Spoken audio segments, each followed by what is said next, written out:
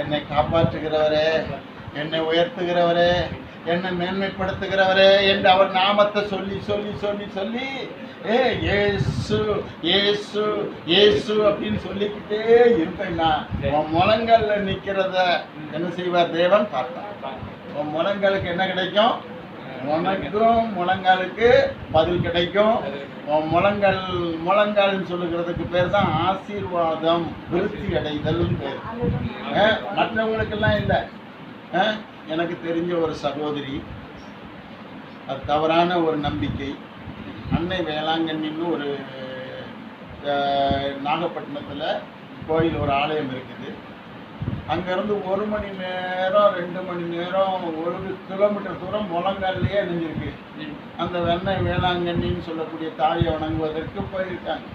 வேத புஸ்தகம் சொல்லவில்லை தாயை வணங்கு, தகப்பனை வணங்கு. தாயும் தேவை, தகப்பனுக்கும் தேவை. 2 பேருக்கும் மரியாதை கொடுக்கறது அவசியம். ஆனால் உன் தாயும் உன் தகப்பனும் இந்த உலகத்தில் இருக்கிற தற்காலிக பெற்றோர்கள் கிடையாது. அந்த பெற்றோர்களுக்கு மேலாக மதிக்கக்கூடிய உன்னை பிறப்பித்தவர் ஒருவர் இருக்கிறார். உன்னை இந்த உலகத்துக்கு கொண்டு வந்தவர் உன் தாயாக இருக்கிறார், உன் தகப்பனாக இருக்கிறார். அவருக்கு முன்பாக நீ முழங்கால நில்லு. நீ முழங்கால போய் இதெல்லாம் என்னுடைய அங்க பிரதிஷ்டை, என்னது அங்க பிரதிஷ்டை, கால அங்கத்தை நான் நினைக்கிறேன் பாதசாரியாக பயன்படுத்தி நான் உனக்கு வணங்குவேன். நீ எனக்கு ஆசீர்வாதம் கொடுன்னு அந்த ஆசீர்வாதம் தவறான ஆசீர்வாதம், வேத புஸ்தகத்தில் இல்லாத ஆசீர்வாதம். அந்த ஆசீர்வாதத்துக்கு நீ முழங்கால நீ 2 மைல் நடந்தாலும் சரி, இந்தியா முழுவதும் நீ முழங்கால நடந்தாலும் சரி, அந்த ஆசீர்வாதத்தை நீ பரலோகத்தின் ஆசீர்வாதத்தை சுதந்திரிக்க முடியாது. ஆனால் பரலோகத்திற்கு ஒரு ஆசீர்வாதம் இருக்கிறது. நீ இருக்கிற இடத்துல முழங்கால் படியிடு. வேதம் என்ன சொல்லுகிறது? எல்லா நாமத்திற்கும் மேலான நாமம் இயேசுவின் நாமம். எல்லா மனிதனையும் ரட்சிக்கும் நாமம் இயேசுவின் நாமம். எல்லாருடைய முழங்கால்களையும் முடக்கி ஆசீர்வதிக்கிற நாமம் இயேசுவின் நாமம். அந்த நாமத்தினால நீ கூப்பிடும் போது உன்னுடைய முழங்கால் உன்னை ஆசீர்வதிக்க இருக்கிறது. உன்னுடைய ஜெபம் உனக்கு பதிலை கொண்டு வருகிறது. அந்த ஆசீர்வாதத்துக்கு இயேசு கிறிஸ்து ஒருவரே தவிர இந்த உலகத்தில் வேறு யாரும் இல்லை. அல்லேலூயா. இயேசு கூட வருவார், எல்லாவித அற்புதம் செய்வார். இயேசு கூட வருவார், எல்லாவித அற்புதம் செய்வார்.